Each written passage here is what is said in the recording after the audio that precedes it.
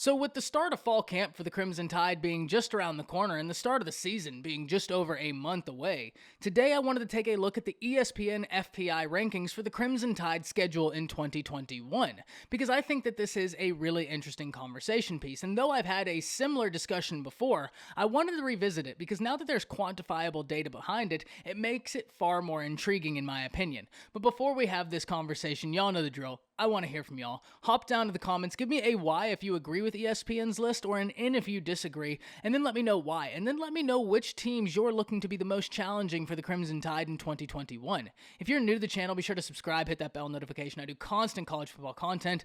You don't want to miss any of it, and if you enjoy that content, be sure to like and comment down below. But with all of that being said, I don't think it's super surprising when Alabama is favored in these games. And in fact, Alabama is favored and a pretty heavy favorite in all games not named Texas A&M. Texas A&M having the best chance to contend with the Tide this year, but we'll break that down in a bit. The Crimson Tide should have a vaunted defense this year. A lot of young guys contributed on that defense last year, and the Crimson Tide only lost 3 starters off that defense. Patrick Surtain's probably going to be the hardest to replace, but that defensive back room for the Crimson Tide has a lot of really talented guys in it. The Tide are lucky to get in transfer Henry To'oTo'o to help fill that loss of Dylan Moses, and the front unit for the Crimson Tide and along the defensive line should be really, really stout this year.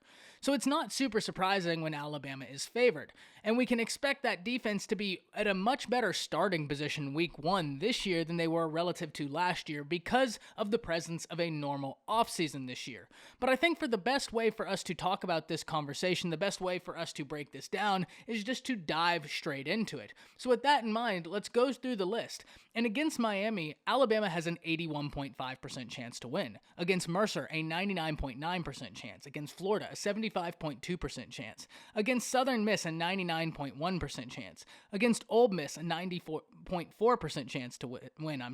Against Texas A&M, a 65.6% chance. Against Mississippi State, an 85.6% chance. Against Tennessee, an 95.6% chance to win. Against LSU, a 90.7% chance to win. Against New Mexico State, a 99% chance to win. Against Arkansas, a 94.5% chance to win. And against Auburn, an 81.3% chance to win. So like I said, the Crimson Tide very well favored in every game, but there are a few games that stand out to me, and I want to start with the Miami game because I think this is a really good test for the Crimson Tide to open with in 2021.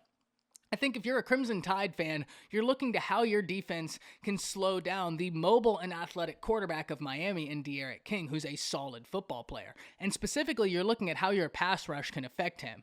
The linebacking position is going to be key in that game to be able to keep D'Eriq King home and honest, and the defensive backs are something I'm going to be watching to see how that unit is adjusting with the loss of Patrick Surtain. But I think that no matter how you slice it, the Crimson Tide have a path to victory, and we can look at the defense right now with that incredibly vaunted pass rush with Chris Allen and Will Anderson. And though the Crimson Tide offense does lose a lot more pieces and it will be a bit more of a growing unit, that unit has a lot of talented dudes. John Mechie, a hair away from 1,000 yards last year. A lot of talented running backs in that room, and that really, to me, is the difference. Because if I'm a Miami fan, my question is, first and foremost, how are we going to stop the run?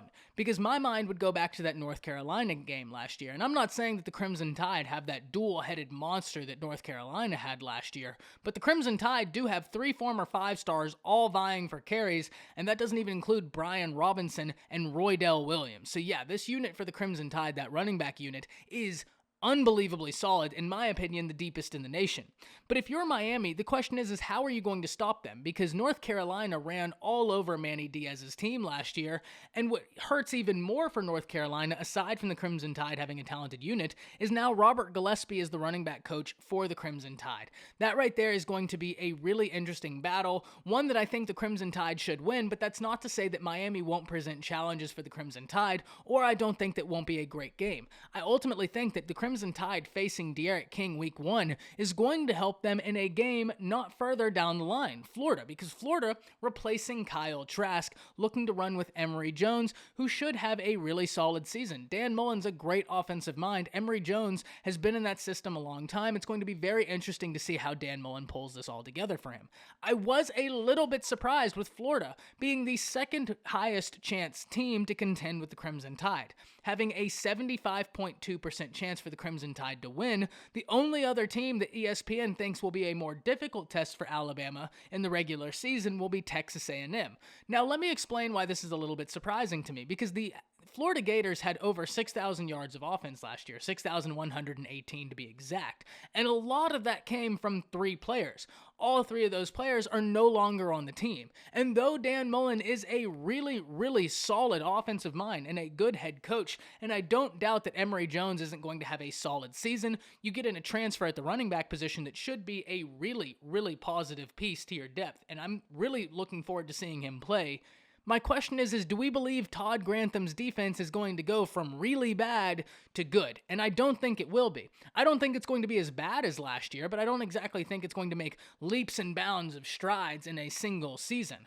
It's going to be very interesting to see how the Florida Gators approach this season, losing so much of their offense from last year, and they aren't in the same position as Alabama, where Alabama had a good defense last year that returns the lion's share of its guys, that had a lot of young guys contributing, and now they get a full offseason of continuity.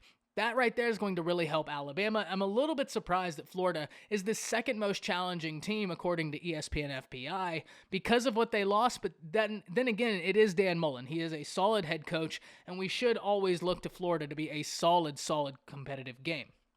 The other games I want to talk about that stood out to me a little bit are Ole Miss and LSU, because LSU having a 9.3% chance to beat Alabama and Ole Miss having a 9.6% chance to beat Alabama was a little bit surprising to me, especially when you realize that Mississippi State is actually ranked as a more competitive game for the Crimson Tide than both Ole Miss and LSU, which I disagree with.